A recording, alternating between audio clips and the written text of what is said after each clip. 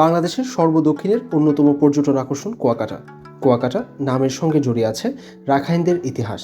এখানে যেমন রয়েছে প্রাকৃতিক সৌন্দর্য, তেমনই রয়েছে ইতিহাস ঐতিহ্যের নিদর্শন। সেই ঐতিহ্যের এক অনন্য নিদর্শন এই বিহার।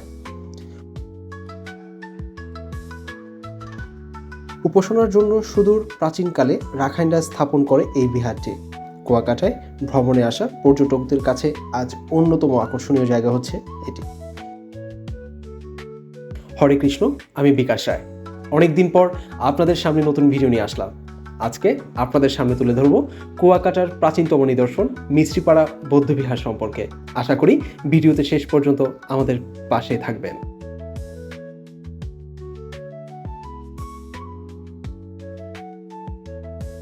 মিস্ত্রিপাড়ার বৌদ্ধবিহার।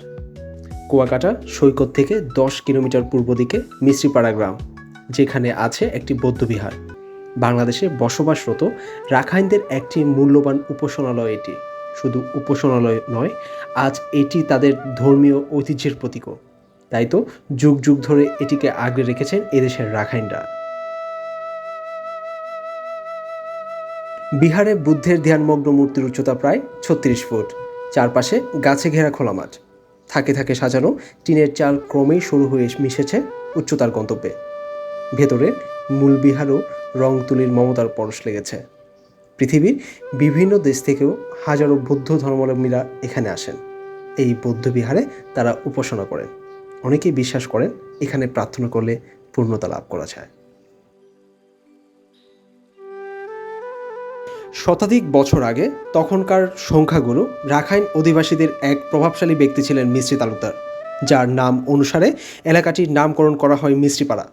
তার উদ্যোগে এবং তার অনুপ্রেরণায় তিনি উপমহাদেশের বৃহত্তম বৌদ্ধ মন্দিরটি প্রতিষ্ঠা করেন বলে জানিয়েছেন মিস্ত্রিপাড়া বৌদ্ধবিহার কর্তৃপক্ষ।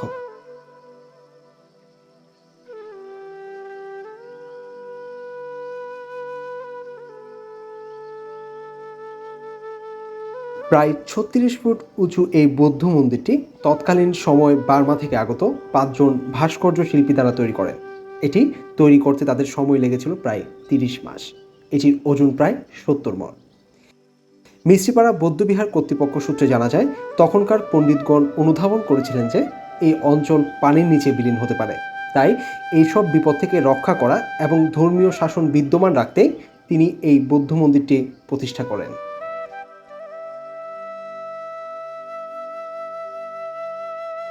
আশা করি আপনাদের এই ভিডিওটি ভালো লেগেছে। সামনে নতুন কোনো ভিডিও নিয়ে আপনাদের সাথে দেখা হবে। আপনাদের কোনো মতামত ও ভালো লাগা আমাদের সাথে কমেন্টে জানাবেন। লাইক, সাবস্ক্রাইব করে পাশে থাকবেন। এটাই আমাদের এগিয়ে যাওয়ার অনুপ্রেরণা। ভালো থাকবেন। হরে কৃষ্ণ।